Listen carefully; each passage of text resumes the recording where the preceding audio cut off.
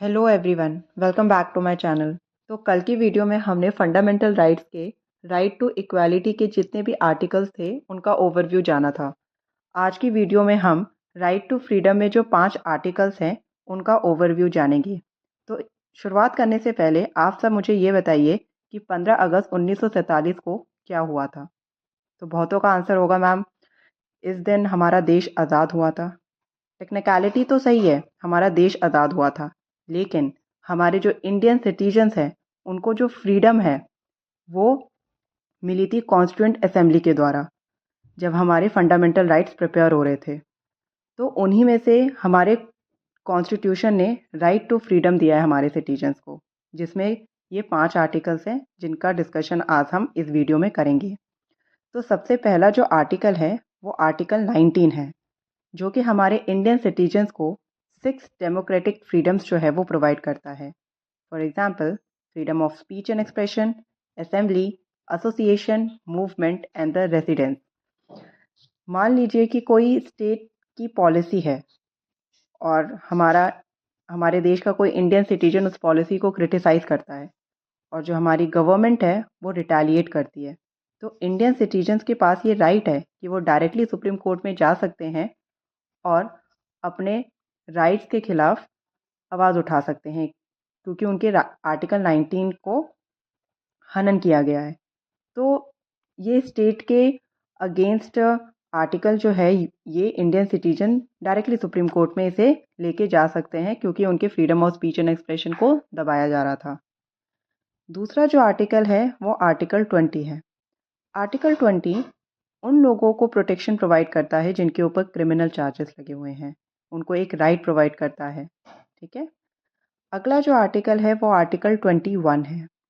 ये हमारे पार्लियामेंट और एग्जीक्यूटिव्स को रेस्ट्रिक्ट करता है कि इंडियन सिटीजन्स की लाइफ और पर्सनल लिबर्टी को प्रोटेक्ट करें, उनको किसी भी तरह से हानि नहीं पहुंचाया जा सकता। नेक्स्ट जो आर्टिकल है ये काफ़ी इंपॉर्टेंट आर्टिकल है, क्योंकि इसे 86 कॉन्स्टिट्यूशनल अमेंडमेंट एक्ट 2002 से राइट टू फ्रीडम में जोड़ा गया। इसमें ये बताया गया, मतलब कि स्टेट्स की रिस्पॉन्सिबिलिटी बताई गई कि जो 6 से 14 साल के बच्चे हैं उनको एलिमेंट्री और कंपलसरी एजुकेशन प्रोवाइड किया जाए। जो लास्ट आर्टिकल है आर्टिकल 22, ये अरेस्ट और डिटेंशन के दौरान प्रोटेक्शन प्रोवाइड करता है।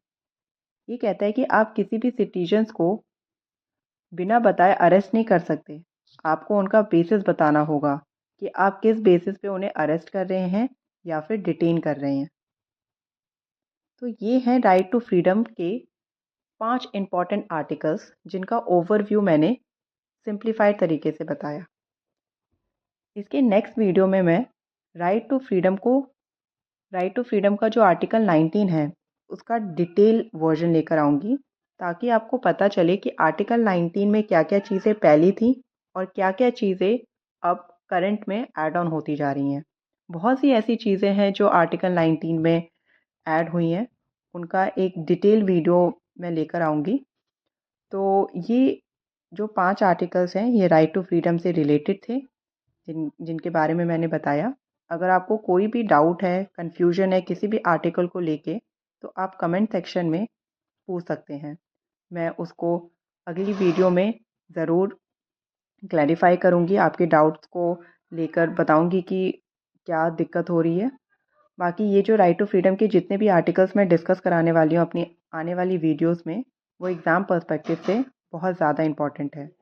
तो इन आर्टिकल्स को याद करिए, इनमें क्या प्रोविजंस हैं उन्हें ज़रूर याद करिए, ताकि आपको एग्ज़ाम्स के लिए आसानी रहे। तो आगे मिलते हैं नेक्स्ट वीडियो में आर्टिकल 19 का डिटेल वर्जन के साथ।